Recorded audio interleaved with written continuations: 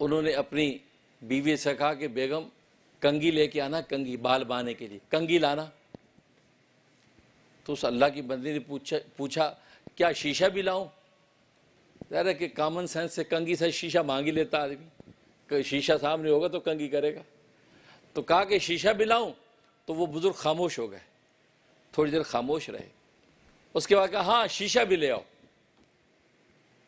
تو بیگم نے کہا کہ آپ نے یہ توقف کیوں کیا؟ آپ نے سوچا کیوں؟ اب کنگھی لانے کا کہہ دیا، ساتھ شیشہ ہاں لے آؤ، آپ نے اس پہ کیا سوچا؟ اب دیکھو اللہ والوں میں ہم میں کیا فرق ہوتا ہے۔ ہم تو بے ہنگم زندگی گزارتے ہیں، جیسے گدھے گھوڑے گزارتے ہیں۔ ہماری اپنی جیسے گدھے گھوڑے کی کوئی انٹینشن نہیں ہوتی، جانوروں کی کوئی نیت ارادے نہیں تو چل پڑتے، جدھر ہانک دیے چل پڑے، لیکن انسانوں کی نیتیں ہوتی ہیں، وہ انٹینشن کے ساتھ ارادہ قلب لے کر چلتے ہیں۔ یہی تو فرق ہے انسانوں اور حیوانوں میں۔ تو ہم میں اور اللہ والوں میں یہ فرق ہے۔ تو اللہ والے فرمانے لگے اصل میں بات یہ ہے کہ میں نے جب کنگھی مانگی تھی اس سے پہلے میں نے نیت کی تھی، نیت یہ کی تھی کہ میں کنگھی اس لیے کر رہا ہوں تاکہ اپنے بالوں کو سنواروں، داڑھی کو سنواروں، کسی مسلمان بھائی کو ملوں تو میرے حلیے سے اس کو ایذا اور تکلیف نہ ہو، کیونکہ بس اوقات سامنے والے کے حلیے سے بھی ایذا ہوتی ہے اگلے کو۔ آپ اس بات کو بھی میک شور کریں یار میرا حال حلیہ کہ ایسا تو نہیں کہ کسی کو تکلیف ہو۔ لیکن بہت سے لوگ کہتے ہیں جی ہماری اپنی لائف ہے بھائی، ہاں نان یور بزنس، ہم جیسے چاہے پھریں جیسے چاہے کریں، تمہیں کیا تکلیف ہے؟ تکلیف ہے۔ آپ کو دیکھ کر ہمیں آپ کا حلیہ برا لگے گا، ہمیں تکلیف ہوگی، آپ وحشی لگیں گے، ہمیں ایذا اور تکلیف ہوگی۔ اس کے اہتمام تو خود نبی کریم صلی اللہ علیہ وسلم نے کیا۔ حضرت عائشہ صدیقہ رضی اللہ تعالیٰ عنہ فرماتی ہیں ایک مرتبہ باہر دروازے پہ کوئی ملنے آیا، دروازہ کھٹکھٹایا، رسول اللہ صلی اللہ علیہ وسلم کھڑے ہوئے اور ایک پانی کی رکابی پڑی تھی، اور فرمایا کہ وہ پانی کی رکابی میں دیوار پہ رکھ دیا کرتی تھی تاکہ پیاسے پرندے آ کے اس میں سے پانی پی لیا کریں۔ آپ نے اس رکابی میں اپنے آپ کو دیکھا اور اپنے امامے کو اس کے اندر درست کیا اور اپنی انگلیوں سے اپنی داڑھی کو کنگھی کی، اپنے آپ کو ذرا سنوارا باہر جانے کے لیے۔ تو میں نے کہا یا رسول اللہ صلی اللہ علیہ وسلم آپ تو ان چیزوں سے بالاتر ہیں، آپ ان چیزوں کے محتاج نہیں ہیں، کیونکہ باہر کوئی آؤگا آپ کا امتی ہوگا، آپ کا شاگرد تابع داری ہوگا، آپ جس بھی حلیے میں جائیں تو اس کو کیا ہے؟ تو آپ ان چیزوں سے تو بلند ہیں، آپ ایسا کیوں کر رہے ہیں؟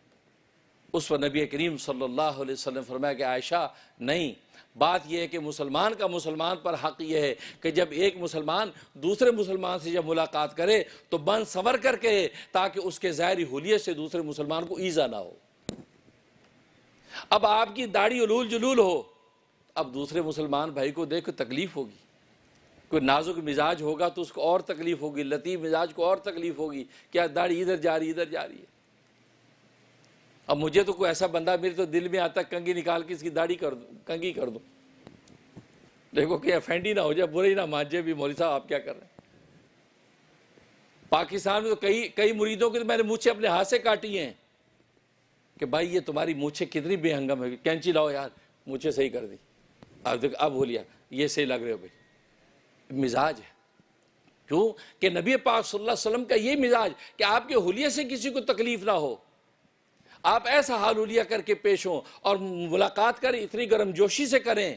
تو حدیث میں فرمایا کہ گرم جوشی سے ملاقات کرنا یہ بھی صدقہ ہے، مسکرا کے ملیں گے یہ بھی صدقہ ہے، اللہ تبارک و تعالیٰ صدقے کا ثواب عطا فرمائے۔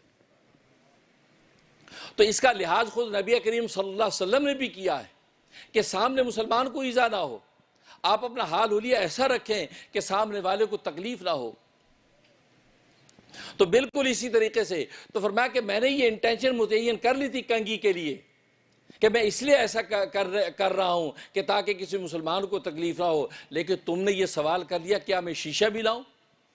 تو شیشے کے بارے میں نے کوئی انٹینشن متعین کی نہیں تھی، تو میں نے پہلے نیت متعین کی، اور نیت میں نے یہ کی کہ میں شیشہ اس لیے دیکھنا چاہتا ہوں تاکہ پتہ چلے کہ میرے چہرے پہ ایسا کوئی داغ دھبا تو نہیں رہ گیا جو میری آنکھیں نہیں دیکھ پا رہی ہیں، اور آنکھوں کے نیچے ہی وہ دھبا ہے، یہ شیشہ ہی مجھے دکھا سکتا ہے، ہو سکتا اس دھبے کی وجہ سے سامنے والے کو تکلیف ہو۔ اس نیت کو جب میں نے متعین کر لیا کہ ہاں شیشہ بھی لیا تاکہ میں دیکھ کے میک شور کر لوں کہ بالکل حال و لیا درست ہے، تو گویا کہ یہ نیت متعین ہوئی۔ اب میں نے کہا کہ شیشہ بھی لیا۔ تو اسے تو شیشہ دیکھتے ہی آپ کیا دعا کرتے؟ اللہم انت حسنت خلقی فحسن خلقی، یا اللہ جیسے آپ نے میرا چہرہ خوبصورت حسین بنایا ہے، یا اللہ میرے اخلاق بھی خوبصورت حسین بنا دے۔ تو گویا کہ یہ میک شور کر رہا ہے، آئینہ آپ کو بتا رہا ہے کہ دیکھو یہ عیب ہے آپ کے چہرے پہ، اس کو صاف کر لیجئے۔ کیونکہ یہ تو کمال ہے، آنکھ سارے جہان کو دیکھتی ہے، اپنے آپ کو نہیں دیکھتی، اپنے آپ کو نہیں دیکھتی ہے، سارے جہان کو دیکھتی ہے، اپنے آپ کو نہیں دیکھ پاتی ہے۔ ہاں جب آئینہ سامنے آئے گا تو آئینہ آنکھ بن کے آپ کی آنکھ آپ کو دکھائے گا کہ تمہاری آنکھ کے اندر یہ عیب ہے، تمہارا سرما غلط لگا ہوا ہے، تمہاری یہاں دھبا لگا ہوا ہے، آنکھ کی جڑ میں ہی تمہارے داغ لگا ہوا ہے۔ تو گویا کہ انسان صاف کرتا ہے۔ تو فرمایا جب میں نے یہ نیت متعین کی تو اب آئینہ مانگا ہے۔ اور آج ہم اگر دیکھیں تمہاری زندگی تو بے ہنگم ہے، ہم تو قدم قدم پہ کسی چیز کی نیت ہی نہیں کرتے۔ ہاں تو میں یہ کہہ رہا تھا کہ چھوٹے بچے کی بھی آپ خدمت کریں تو اس میں بھی نیت کر لیں، کوئی بھی عمل کرے فوراً نیت اندر ہی اندر متعین کر دیں، یا اللہ میں اس لیے کر رہا ہوں تاکہ آپ مجھے اجر و ثواب دے دیں اور سامنے والے کو راحت مل جائے۔